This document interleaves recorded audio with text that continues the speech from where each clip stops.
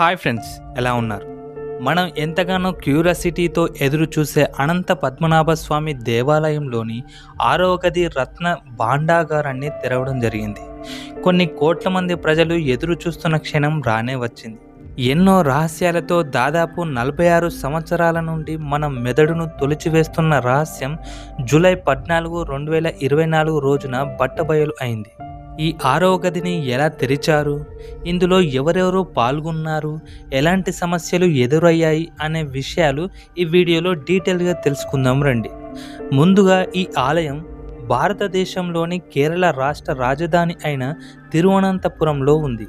ప్రస్తుతం ఈ దేవాలయ నిర్వహణ మొత్తం ట్రావెంకోర్ రాజు కుటుంబానికి చెందిన ధర్మకర్తలే చూసుకుంటున్నారు.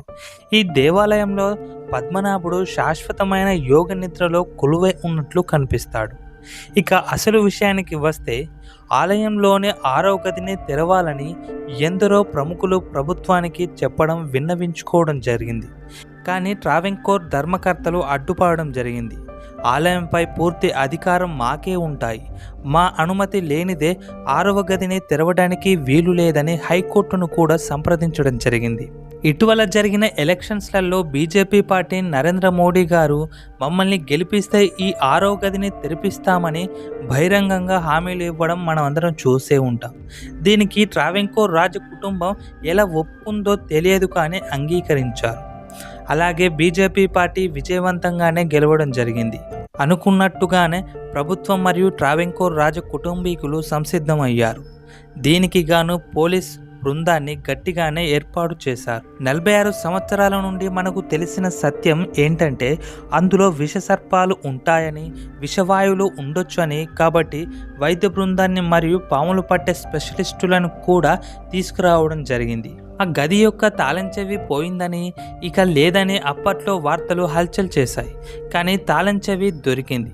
ఒకవేళ ఆ తాళం చెవి దొరకకపోయినా తెరవాల్సిందేనని డ్రిల్లింగ్ మిషన్స్, వివిధ పరికరాలు తీసుకొచ్చారు. పురావస్తు శాఖ వారి ఆలోచన ప్రకారం కొన్ని వందల సంవత్సరాలుగా ఆ గదిలో నిధి ఉండడం ద్వారా లోపల ఉండే పెట్టెలు చెదలు పట్టి ఉండొచ్చని కొత్తగా తయారు చేసిన 16 పెట్టెలను తీసుకొచ్చారు. కానీ అందులో 6 పెట్టెలను మాత్రమే లోపలికి తీసుకువెళ్లారు. 6వ గదిని తెరవటానికి ముఖ్యంగా వెళ్ళింది 11 మంది.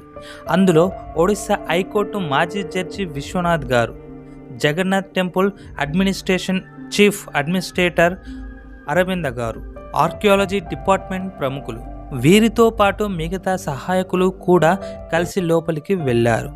కానీ దానికన్నా ముందు వారం రోజులుగా శాకాహారం మాత్రమే తింటూ నియమ నిష్టలతో ఉన్నారు. అయినా లోపలికి వెళ్ళగానే పూరి డిస్ట్రిక్ట్ ఎస్పీ పీనాగ్ మిశ్రా గారు సొమ్మసిల్లి కింద పడిపోయారు. దీనికి కారణం ఇన్ని సంవత్సరాల నుండి గది మూసినందువల్ల వాయువు కలుషితం కావడం, ఊపిరి ఆడకపోవడం అని చెప్పుకొచ్చారు. గతంలో బయటకు తీసిన మిగతా గదుల్లోని నిధిని లెక్కించడానికి దాదాపు 70 రోజులు దాకా పట్టిందని, దాంతో పోలిస్తే ఇప్పుడు ఎన్ని రోజులు పడుతుందో చెప్పలేమని అధికారులు అన్నారు.